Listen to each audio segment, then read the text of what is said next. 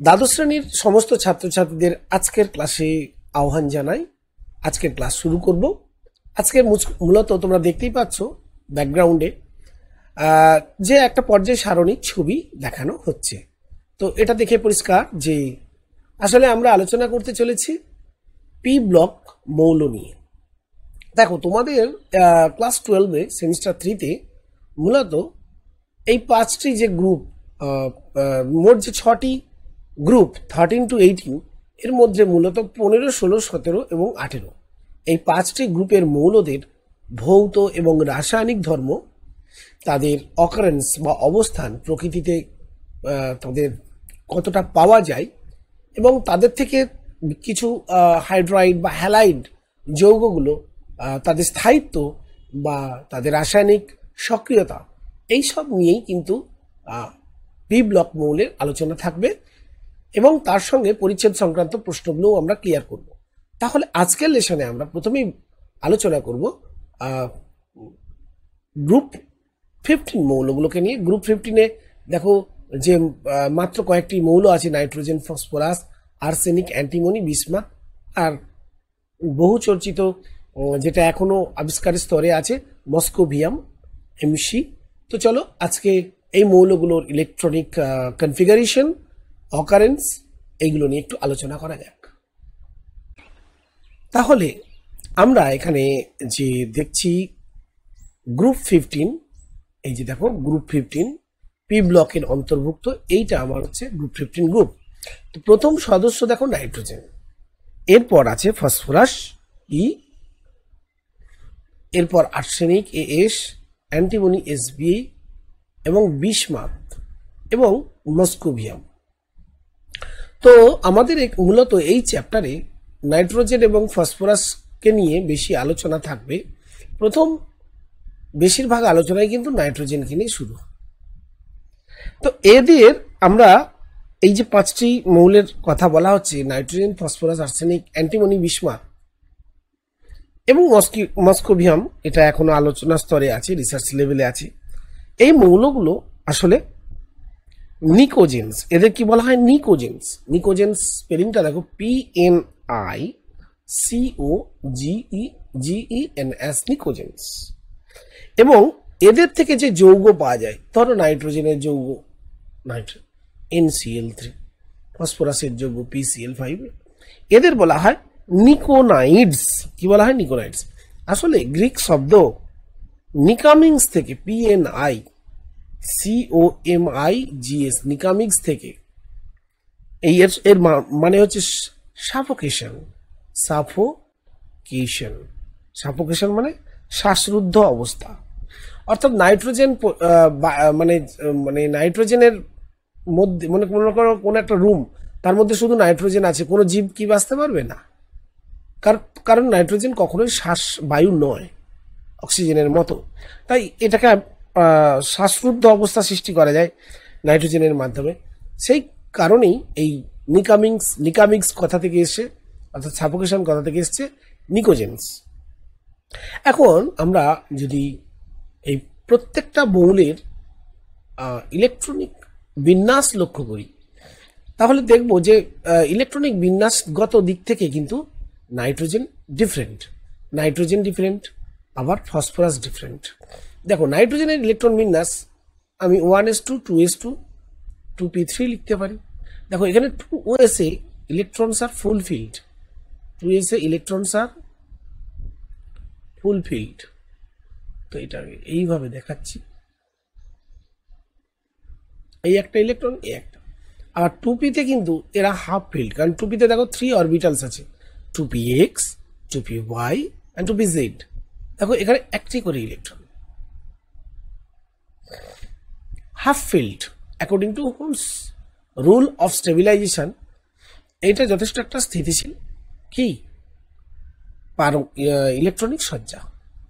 কিন্তু ফসফরাসে লক্ষ্য করো, সেটা হয়ে যাচ্ছে 3s2, 3p3।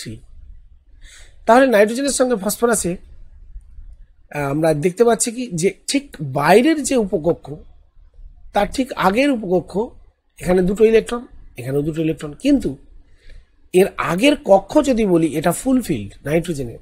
ফসফরাসের ক্ষেত্রেও কিন্তু দেখো 2s2 2p6 এটা ফুলফিল্ড অর্থাৎ সম্পৃক্ত, এটা যেমন সম্পৃক্ত এটা। ঠিক একইভাবে আমরা যদি আর্সেনিকের ব্যাপারটাও দেখি, আর্সেনিকের ক্ষেত্রে দেখো 3s2 3p6 তারপরে 3d10 হয়, এটাও দেখো ফুলফিল্ড। তারপরে তোমার হচ্ছে 4s2 4p3, এটা কার ক্ষেত্রে?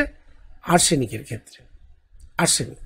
তাহলে আমরা দেখছি এই নাইট্রোজেন থেকে আর্সেনিক পর্যন্ত এই প্রত্যেকটা মৌলের, প্রত্যেকটা আর্সেনিক এএস প্রত্যেকটা মৌলের দেখো এই যে পেনাল্টিমেট সেল, এটা একটা কি বলে সবচেয়ে বাইরের কক্ষের আগের কক্ষ, এই কক্ষের ইলেকট্রন সম্পৃক্ত অবস্থায় আছে।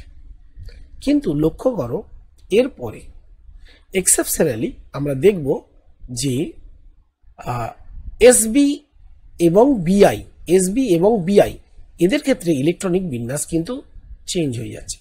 দেখো এসবি এর ক্ষেত্রে ইলেকট্রনিক বিন্যাস কি হচ্ছে? এসবি মানে অ্যান্টিমনি। দেখো এটাকে আমরা লিখব 4s2 4p6 4d10 4f, no electrons. 4f এ 14টা ইলেকট্রন থাকে।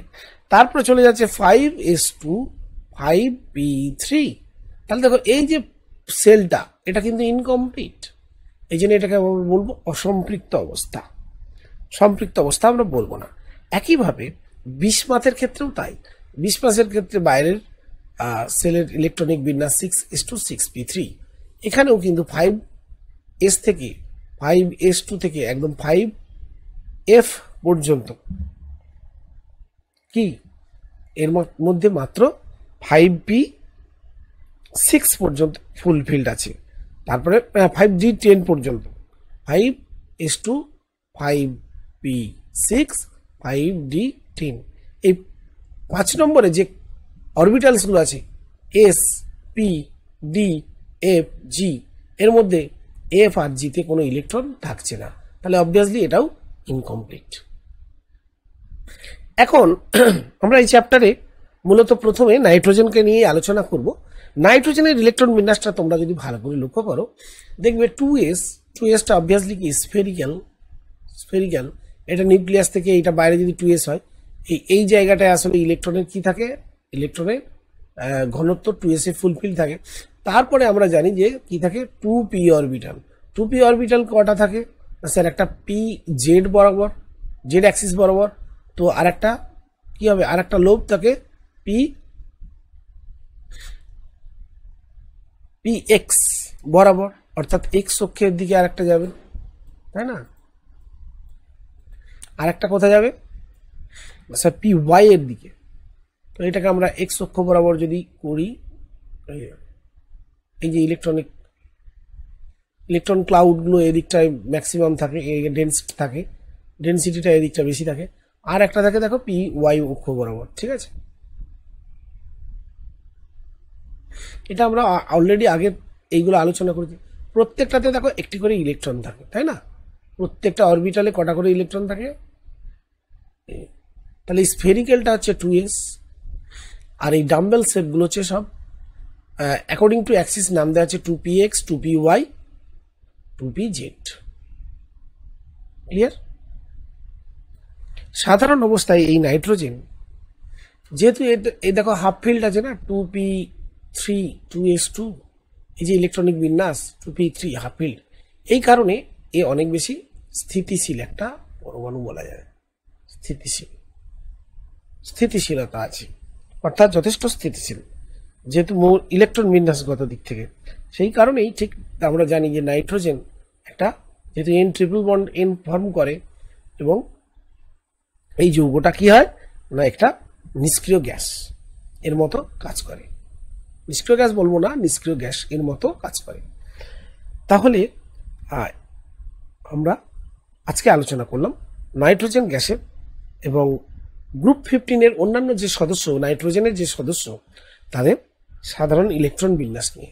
তো চলো এবার আমরা শুরু করব এদের প্রাকৃতিক বা ন্যাচারাল যে অকারেন্স, প্রাকৃতিক যে অবস্থান বা প্রাচুর্যতা, এই বিষয় নিয়ে আজকের আলোচনা শুরু করি।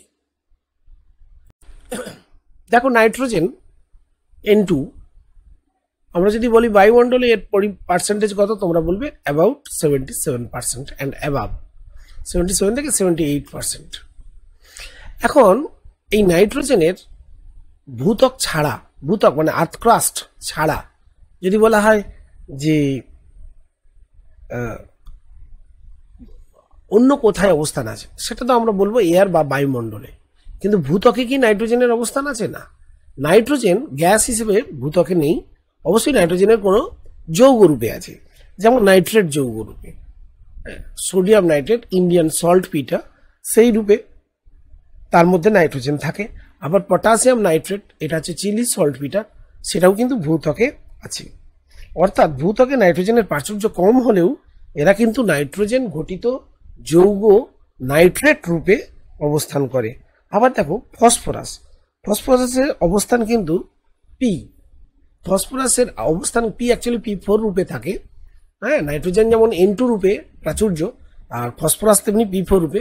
তো এটা বলা উচিত নয় যে P4 রূপে প্রকৃতিতে থাকে, কারণ ফসফরাস একটি সক্রিয় যৌগ। ফলে ফসফরাসের যে এলিমেন্ট, সে রাসায়নিক বিক্রিয়ায় বিভিন্ন রকমের ফসফেট যৌগে রূপান্তরিত হয়। যেমন দেখো ক্যালসিয়াম CA3PO4 CA3PO4 এটাকে আমরা বলবো ক্যালসিয়াম ফসফেট, আর এর কমার্শিয়াল নেম হচ্ছে ফসফোরাইট। আবার দেখো 3CA3PO4 CaOH, এইটাকে আমরা বলছি হাইড্রক্সি অ্যাপাটাইট। এছাড়া ফ্লোর অ্যাপেটাইট, ক্লোর অ্যাপেটাইট প্রভৃতি যৌগগুলোর মধ্যে ফসফেটের কিন্তু অবস্থান আছে। ফসফেট মনে রাখা ভালো যে প্রাচুর্যের দিক থেকে একাদশতম মৌল, প্রাচুর্যের দিক থেকে যথেষ্ট বেশি কিন্তু ফসফরাস। আর এই ফসফরাস এটা কিন্তু সহজে কি হয়, এটা খুব এক্সপ্লোসিভ, এটা সহজে আগুন ধরে যায়। ফসফরাসের আমরা বহুরূপতা সম্বন্ধে আসবো, যে কোন ফসফরাস আসলে বেশি সক্রিয়, কোনটি কম। এখন এছাড়া কি ফসফেট কোথাও থাকে? তার উত্তর হ্যাঁ, প্রাণীজ যে দেহ, জীবদেহে, প্রাণীর জীবদেহে হাড়, দাঁত, স্নায়ু, মাংসপেশি, মস্তিষ্কেও কিন্তু এই ফসফেট রূপে ফসফরাস পাওয়া যায়। প্রাণীর অস্তিত্বে দেখা গেছে প্রায় 60% ক্যালসিয়াম ফসফেট থাকে, এই যৌগটা প্রায় 60% প্রাণীদেহে। আচ্ছা, এবার যেটা বলবো সেটা দেখো, শুধু কি এই জীবদেহে এই মানে অস্তিত্বে থাকে? না, আমাদের অত্যন্ত একটা গুরুত্বপূর্ণ শক্তি সঞ্চয়কারী অণু অ্যাডিনোসিন ডাইফসফেট ADP, এখানেও কিন্তু ফসফরাসের প্রাচুর্যতা রয়েছে। Arsenic, antimony, bismuth. এরপর চলে আসি আর্সেনিক, অ্যান্টিমনি আর বিসমাথ। এদের ব্যাপারটা একটু বলা যাক। দেখো, এরা প্রাচুর্য কিন্তু এদের বেশি নেই প্রকৃতিতে, এর দিকে কিন্তু খুব বেশি পরিমাণে পাওয়া যায় না। হ্যাঁ, তবে আর্সেনিক কিন্তু আমাদের বিভিন্ন যে আর্থ ক্রাস্ট, তার লোয়ার, আর্সেনিক, অ্যান্টিমনি বা বিসমাথ, এরা কিন্তু ভূত্বকের অনেকটা নিচের দিকে, এর দিকে বেশি করে পাওয়া যায়।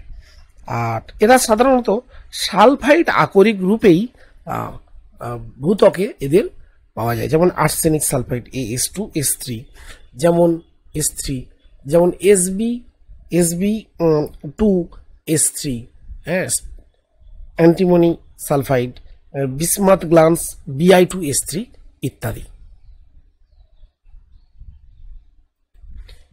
এখন এই মৌলগুলোর কিছু ভৌত ধর্মগুলোকে নিয়ে একটু আলোচনা করি। দেখো, প্রথমে এই গ্রুপ 15 যে প্রথম সদস্য, সেটি হচ্ছে নাইট্রোজেন। তো নাইট্রোজেনের পারমাণবিক সংখ্যা আমাদের মনে রাখতে হবে 7, ফসফরাসের ক্ষেত্রে সেটা 15, আর্সেনিকের 33, অ্যান্টিমনির 51 এবং বিসমাথের 83। তো এই ভৌত ধর্ম আলোচনা করতে গেলে প্রথমে পারমাণবিক সংখ্যা না জানলে তুমি তো ইলেকট্রনিক কনফিগারেশনটা করতে পারবে না।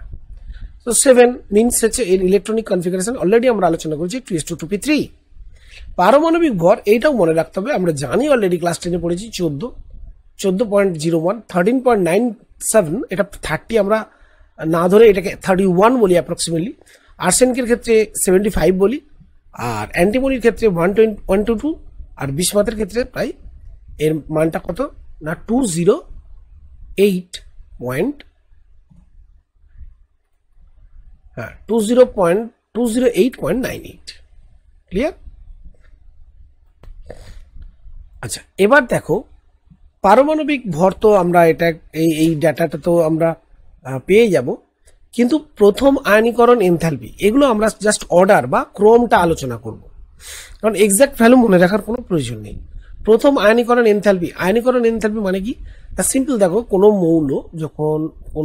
মৌল তার এই নিউক্লিয়াসের থেকে সবচেয়ে বাইরে যে কক্ষটা আছে না, সবচেয়ে বাইরের যে কক্ষ আছে, সেই বাইরের কক্ষ থেকে কোনো একটা ইলেকট্রনকে আমরা যদি কি করি না, ওর আকর্ষণীয় ক্ষেত্র থেকে যদি অসীমে নিয়ে যায়, তার জন্য যে ন্যূনতম শক্তিটা লাগে সেটাই হচ্ছে প্রথম এনথালপি, প্রথম আয়নীকরণ এনথালপি, ডেল্টা H1 এইভাবে আমরা লিখছি। এনথালপি অফ রিয়াকশনও বলতে পারো বা এনথালপি অফ ফরমেশনও বলতে পারো। এখন এই যে ইলেকট্রনটা বেরিয়ে যাচ্ছে, এটা তো প্রথম ইলেকট্রন, সেই জন্য এটাকে আমরা বলবো প্রথম আয়নীকরণ এনথালপি। যদি আবার একটি ইলেকট্রন বেরিয়ে যায় তাহলে দ্বিতীয়, এবং আরেকটি বেরোলে তৃতীয়। তো নর্মালি প্রথম ইলেকট্রন বেরিয়ে যাওয়ার পর ধরো এটা একটা নাইট্রোজেন পরমাণু, তাহলে প্রথম ইলেকট্রন বেরিয়ে যাওয়ার পর অবভিয়াসলি এটা হয়ে যাবে N+। তারপরে আবার যখন এই পরমাণু N+ মানে কি, তার প্রোটনের সংখ্যা কিন্তু ইলেকট্রন থেকে বেড়ে গেছে, তাহলে অবভিয়াসলি দ্বিতীয় ইলেকট্রনকে যখন আমরা রিমুভ করব, ডেল্টা H2 ভ্যালুটা প্রথমের থেকে কিন্তু দ্বিতীয়তে বেশি হবে। আবার N++ যখন হয়ে গেল দ্বিতীয় ইলেকট্রন বেড়ে যাওয়ার পর, তখন দেখো প্রোটনের সংখ্যা একই আছে, কিন্তু ইলেকট্রন সংখ্যা কমে যাওয়ার কারণে বাইরে ইলেকট্রনের প্রতি আকর্ষণটা বেড়ে গেছে, তাহলে এনথালপি অফ আয়নাইজেশন অর্থাৎ তৃতীয় এনথালপি, আয়নীকরণ এনথালপির মানটা আরো বেশি হবে। কাজেই ডেল্টা H1 এর থেকে অবভিয়াসলি বেশি ডেল্টা H2, ডেল্টা H3। এবং নাইট্রোজেনের ক্ষেত্রে লক্ষ্য করো, প্রথম আয়নীকরণ এইটা, দ্বিতীয় আয়নীকরণে তৃতীয়। তাহলে আমরা এর থেকে বুঝলাম যে আয়নীকরণ এনথালপি বাড়ছে। বাট এখানে আমাদের যেটা আলোচনা সেটা হচ্ছে আসল ক্রমটা কি, কিসের ক্রম না আয়নীকরণ এনথালপি। ধরো প্রথম, তাহলে নাইট্রোজেনের ক্ষেত্রে কত না স্যার 1402, কিন্তু ফসফরাসের ক্ষেত্রে দেখো 1012। আয়নীকরণ এনথালপির মান কমে গেছে, অবভিয়াসলি কমে যাওয়াটাই কারণ আকার বাড়লে নিউক্লিয়াস থেকে দূরে ইলেকট্রনের প্রতি আকর্ষণটা কমে যায়, ফলে এনথালপি অফ আয়নাইজেশনটা কমে যায়। তাহলে সেই কারণে প্রথম আয়নীকরণ এনথালপি এর মান নাইট্রোজেনের থেকে ফসফরাসের কম, অবভিয়াসলি আর্সেনিকের কম হবে। তো এই কম হওয়ার অর্ডারটা একইভাবেই থাকবে, কিন্তু লক্ষ্য করো যতটা নাইট্রোজেন থেকে ফসফরাসের ক্ষেত্রে কম হচ্ছে, দেখো ফসফরাসের থেকে আর্সেনিকের ক্ষেত্রে কম হওয়াটা অতটা হচ্ছে না। আবার এক্ষেত্রে তো কমে গেছে আরো, এক্ষেত্রে আরো কম। তার মানে কিছু একটা তো প্রভাব এখানে আছেই, যে কারণে আর্সেনিক, অ্যান্টিমনি বা বিসমাথ এদের ক্ষেত্রে প্রথম আয়নীকরণ এনথালপির মান নাইট্রোজেন বা ফসফরাসের মতো এতটাও বেশি নয়, বা নাইট্রোজেন থেকে আমরা যত নিচের দিকে যাচ্ছি, ফসফরাস, আর্সেনিক, অ্যান্টিমনি, নিচের দিকে গেলে প্রথম আয়নীকরণ এনথালপির মান কমে, কিন্তু অতটা হারে কমে না যতটা হারে কমা উচিত। তার কারণ হচ্ছে আমরা এরপরেই জানবো নিষ্ক্রিয় জোড় প্রভাব। আর্সেনিক, অ্যান্টিমনি বা বিসমাথের ক্ষেত্রে আসলে ইনার্ট ফেয়ার এফেক্ট বা নিষ্ক্রিয় জোড় প্রভাব। এবং এর চেয়ে আরো ক্ল্যারিফাই করে বলা ভালো যে পিনাল্টিমেট সেলে যে ডি অরবিটাল বা এফ অরবিটাল আছে তাদের দুর্বল আবরণী ক্ষমতা। এই দুর্বল আবরণী ক্ষমতা, এই বিষয়টা নিয়ে আরো ডিটেলস আমরা আলোচনা করব। তো মোটামুটি এখানে খুব সংক্ষেপে যদি বলতে হয় তাহলে বলবো যে আসলে নিউক্লিয়াসের প্রতি অরবিটালের কি করা, আচ্ছাদন, অরবিটালকে ঘিরে রাখার যে ক্ষমতা, সেটাই হচ্ছে আবরণী ক্ষমতা। তাহলে খুব সংক্ষেপে আমরা যদি বলি, এটা যদি আমার নিউক্লিয়াস হয়, নিউক্লিয়াসের বাইরে যদি ডি বা এফ অরবিটাল গুলো হয়, এরা সাধারণত অনেকটা বিস্তৃত অবস্থায় থাকে, ডিফিউজ থাকে। এর ফলে কি হয়, এই বাইরে যদি কোনো 5s ইলেকট্রন থাকে বা 5p ইলেকট্রন থাকে, সেই ইলেকট্রনের প্রতি নিউক্লিয়াসের আকর্ষণটা কি হয়, এরা যেহেতু ভালোভাবে কি করতে পারে না, নিউক্লিয়াসকে ঘিরে রাখতে পারে না, মেঘের মতো যাকে বলে আচ্ছাদন করা, সেইভাবে না পারার জন্য ডিফিউজ অবস্থায় থাকে, তাহলে আকর্ষণটা বাইরের ইলেকট্রনের প্রতি তীব্র হয়। অর্থাৎ এদের দুর্বল আবরণী ক্ষমতার জন্য এই বাইরের ইলেকট্রনের প্রতি একটা কি এক্সট্রা অ্যাট্রাকটিভ ফোর্স বা ফোর্সেস অফ অ্যাট্রাকশন তৈরি হয়, এবং এ কারণে বিভিন্ন রকম কি হয়, ভৌত ধর্ম বা রাসায়নিক ধর্মে পার্থক্য ঘটে যায়। তো আমরা চিত্রসহ আসলে আবরণী ক্ষমতা আরো ডিটেলসে আলোচনা করব পরবর্তী অংশে। তো এখন যেটা আলোচনা করবো সেটা হচ্ছে তড়িৎ ঋণাত্মকতা। এটা একটা ভ্যালু। সেই তড়িৎ ঋণাত্মকতার ভ্যালুটা তোমরা দেখে বুঝতেই পারছো যে দেখো নাইট্রোজেন সবচেয়ে বেশি electronegative among the group 15 group elements. তার মধ্যে দেখো 3, এটা একদম 3।